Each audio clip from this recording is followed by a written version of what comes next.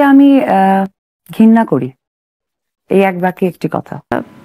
ঘৃণা কেন করেন সেই প্রশ্নটা উনি আয়না সবাইকে চমকে দিয়ে ফাঁস হয়েছে শাকিব খান ও অপু বিশ্বাসের একটি কল রেকর্ড। সেই কলের মধ্যে শাকিব খানকে শোনা গেছে অপু বিশ্বাসকে সুখবর দিতে, এমনকি অপু বিশ্বাসকে আবারও বিয়ের ইঙ্গিত দিয়েছেন শাকিব খান। আপনারা জানলে অবাক হবেন যে কল রেকর্ডটির মধ্যে শাকিব খান ও অপু বিশ্বাসকে হাসাহাসি করতে দেখা গেছে। এরপরই ফাঁস হয়েছে আরো একটি কল রেকর্ড, যেখানে বুবলি বলেছেন অপু বিশ্বাসের জন্যই আমার সংসার ভেঙে যাচ্ছে। কি এমন রয়েছে কল রেকর্ড গুলোর মধ্যে জানতে হলে পুরো ভিডিওটি দেখতে থাকুন। দুর্বল তো আমি কখনো দেখিনি, শুরু থেকে হাট্টাঘাট্টাই ছিল। আউটডোর দেশের বাইরে গেলে তো দেখি যে শুধু এনার্জি আর এনার্জি। হাঁটছে তো ম্যাডাম, হাঁটছে, শপিং করছে। ওরে বাবা, এই কি অবস্থা, সারাদিন শুটিং করে আবার কোত্থেকে আসছে, শপিং করে আসছে। আর এত এনার্জি যে কোত্থেকে পায় আমি নিজেও বুঝিনি। আই থিঙ্ক এত খায় বলেই মনে হয় পায়। তবে আমাদের ফিজিক্যালি মানে খাবারের গন্ধ শুকলেই আমরা মোটা হয়ে যাই। পড়াল আমাদের প্রতি হ্যাপি কিনা, এই জন্য হয়তোবা খুব স্ট্রিকে থাকতে হয়। তো আমি আসলে ভেরি সুন যেটা খুব বেশি কিছু ওয়ার্কআউট।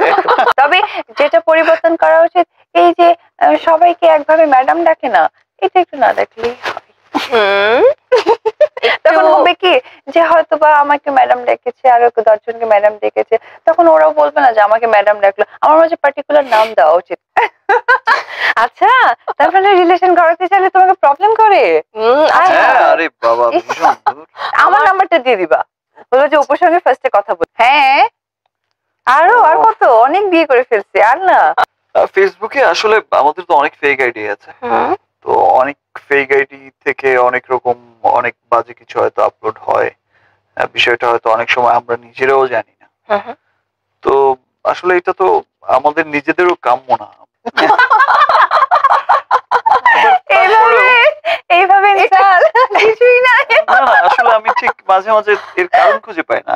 আমিও মাঝখানে কিন্তু অনেকের সাথে কাজ করেছি, এখনো করছি। আমি কিন্তু সিরিয়াসলি মনে প্রাণে চাইছি যে আরো 2-1 জনের সাথে আমার কেমিস্ট্রিটা বাড়ুক, অনেক ভালো একটা পজিশন হোক, ফাইন, আমারও 3-4টা হিরোইন থাকুক, ফাইন। কিন্তু ঘুরে ফিরে ম্যাডামের সোশ্যাল মিডিয়াতে এই গ্রুপগুলো তৈরি করা, অনেকগুলো পেজ আছে যে পেজগুলো শুধুমাত্র আমার এগেনস্টে সারাক্ষণ পোস্ট দিতে থাকে। এবং আমি এই পেজগুলো নিয়ে আমি অলরেডি একটা লিস্ট মানে আমার অ্যাডমিনরা করছে, যেটা আমরা আমাদের বাংলাদেশের আইনের প্রতি অনেক শ্রদ্ধাশীল। সো তারা এটা বলেছে যে আসলে আপু আপনি কেন স্টেপ নিচ্ছেন না, কারণ এই যে পেজগুলো একটা ফেক ইনফরমেশন ছড়াচ্ছে, এটা আমাদের একটা বুলিং করা হচ্ছে। এটা তার মানে এই না যে কোনো কিছু আমি ইগনোর করে যাচ্ছি। সো দর্শক, আজকের এই ভিডিওটি এই পর্যন্ত। যদি ভিডিওটি ভালো লেগে থাকে তাহলে ভিডিওতে একটা লাইক, একটা কমেন্ট আর অবশ্যই চ্যানেলটি সাবস্ক্রাইব করতে ভুলবেন না।